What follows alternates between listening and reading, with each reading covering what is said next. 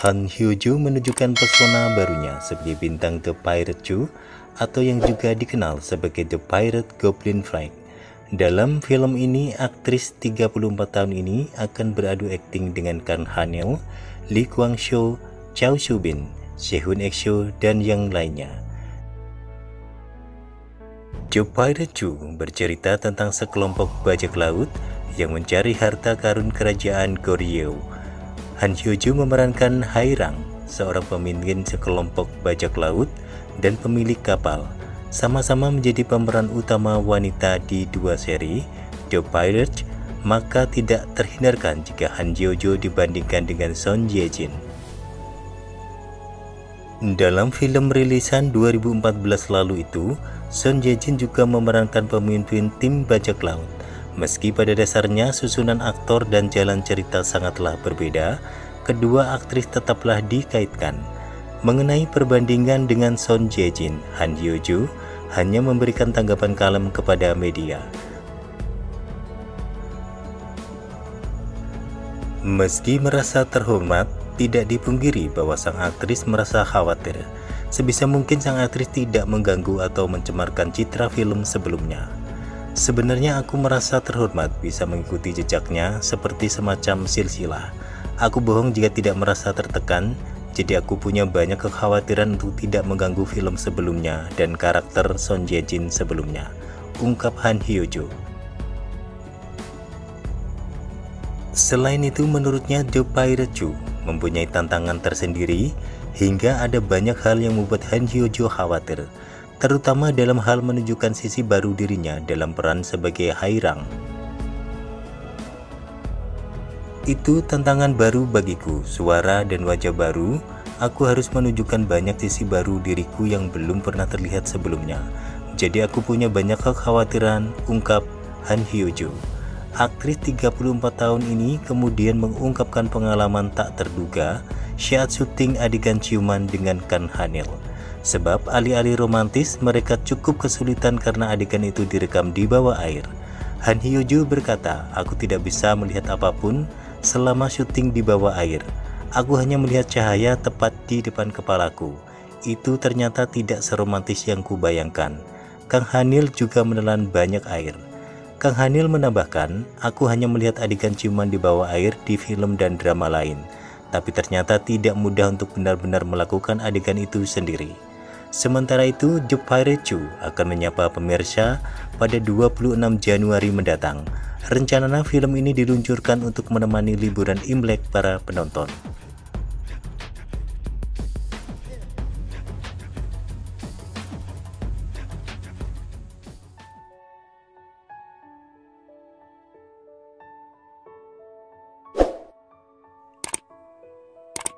No We Are Breaking Up telah lama mengakhiri penayangan, namun demikian tim produksi drama SBS ini masih sering mengunggah video di balik layar yang pastinya bakal sayang jika dilewatkan. Salah satunya adalah ketika pemain syuting episode terakhir drama. Video dibuka dengan wajah ganteng Jang Ki-yong yang sedang mendengarkan instruksi dari sutradara No We Are Breaking Up. Selanjutnya, diperlihatkan momen ketika Song Hye-kyo dikunjungi anjing peliharaannya yang bernama Ruby. Ruby pun langsung menjadi pusat perhatian. Jang Ki-yong bahkan tampak cukup akrab dengan anjing berbulu putih tersebut.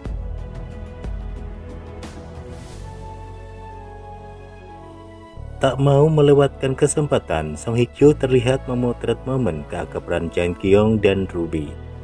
Sang aktris juga mengajari Jang Ki-yong memberikan instruksi kepada Ruby. Pemeran karakter Han Jong-eun itu juga terlihat menggoda Ruby dengan meniup bulu-bulunya, yang ikut membuat Jang Ki-yong tertawa melihatnya.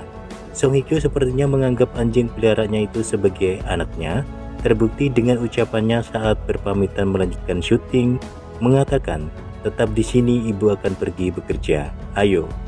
No We Are Breaking Up sendiri menceritakan tentang percintaan di industri fashion antara Han Jong-eun, seorang desainer, dan Jun Jae-guk yang diperankan oleh Jang Ki-yong. Keduanya terjebak dalam percintaan rumit karena tidak direstui orang tua. Karena episode terakhir tidak memperlihatkan adegan pasti kelanjutan hubungan Han Jong-eun dan Jun Jae-guk, Banyak penonton yang merasa kecewa. Namun rating episode ke-16 itu berhasil memuncaki slot dengan raihan 6,7%.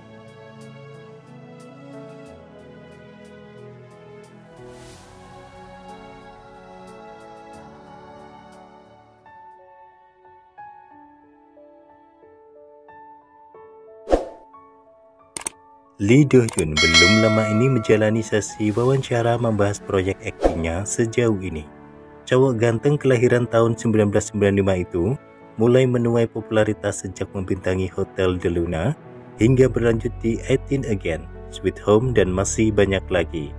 Lee Do Hyun ditanyai adakah peran yang belum pernah ia mainkan sebelumnya.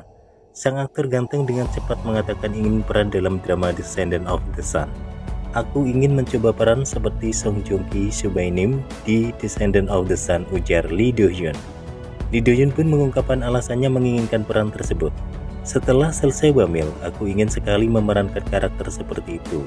Walau sebelum Wamil kesannya seperti belum berpengalaman, jadi aku ingin mencobanya setelah selesai Wamil, ungkap Lee Do Hyun. Lee Do Hyun selanjutnya membahas kemenangannya di KBS Drama Award 2021.